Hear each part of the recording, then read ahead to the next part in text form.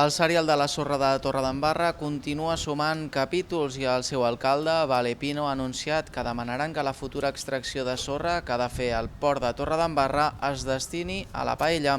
D'aquesta manera serviria per pal·liar els efectes de les darreres extraccions que han creat grans llacunes a la platja torrenca.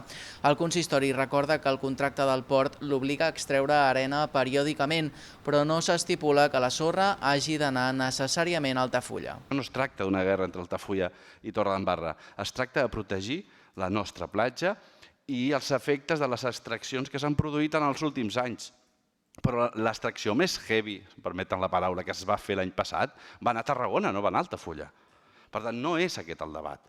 I aquest debat el tindrem a l'octubre en totes les parts implicades per veure què fem amb tota la sorra que s'acumula en el pas dels anys a tocar l'espigó, i la nostra proposta serà revertir-la a les extraccions que s'han fet a la nostra platja durant aquests últims anys.